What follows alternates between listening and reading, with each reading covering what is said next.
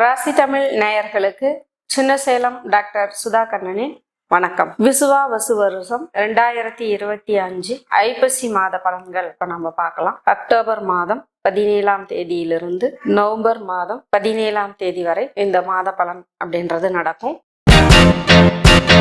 பாத்தீங்கன்னா உங்க ராசி அதிபதி நீச்சத்தன்மையில இருக்காரு. ஒரு 20 நாள் பக்கம் அப்படியே ஓடிக்கிட்டே இருந்து அதுக்கப்புறம் தான் உங்க ராசிக்கே வருவாரு. அது இல்லாத சுக்கிர பகவான் நீச்சத்தன்மையில இருக்கிறதுனால துணைக்கிட்ட கொஞ்சம் அன்பா பாசமா இருக்கணும். கொஞ்சம் ஒருத்தருக்கு ஒருத்தர் சத்தம் போட்டுக்க கூடாது, வாக்குவாதங்கள் வச்சுக்க கூடாது. பண விஷயங்கள்ல கொஞ்சம் ஜாகிரதையா இருக்கணும். இந்த மாசத்துல உங்க தனஸ்தானத்துல இருந்த குரு பகவான் கடகத்துக்கு வராரு.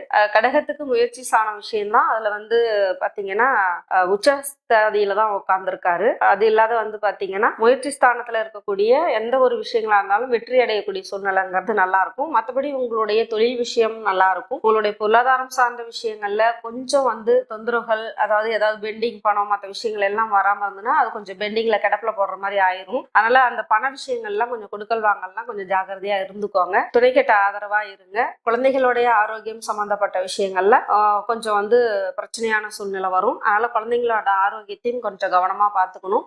எல்லா விஷயங்களுக்குமே பாத்தீங்கன்னா முழு முதல் கடவுள், அதாவது கிரகங்களுக்கு முதன்மையானவர் சூரிய பகவான். அப்ப எல்லா ராசிக்காரங்களுக்குமே சூரிய பகவான் நேஷத்துல வர்றதுனால ஏதாவது ஒரு சில உடம்பு ஆரோக்கிய பிரச்சனைகளை குறைவுகளை கொடுக்கதான் செய்வாரு. அதனால உங்களுடைய உடல் ஆரோக்கியத்தையும் இந்த மாசம் கவனமா பார்த்துக்கணும். அதனால இந்த டைமிங்ல என்ன செஞ்சீங்களோ அதை மட்டும் செஞ்சுட்டு போங்க. புதிய திட்டங்கள் மற்ற விஷயங்கள் எதுவும் வேண்டாம். வேலை வாய்ப்புகள் சம்பந்தப்பட்ட விஷயம் நல்லா இருக்கும். இடமாற்றங்கள் சம்பந்தப்பட்ட விஷயம் நல்லா இருக்கும். தொழில் சார்ந்த விஷயம் கொஞ்சம் நல்லா இருக்கும். உடம்பு ஆரோக்கியத்தையும் குடும்ப விஷயத்துல ஒருத்தருக்கு ஒருத்தர் வாக்குவாதம் இல்லாமையும் கொஞ்சம் கடந்து வந்தீங்கன்னாவே போதும் அப்படின்ற மாதிரி ஐப்பசி மாச பலன் ரிஷப ராசிக்கு இப்படி இருந்துட்டு இருக்காங்க.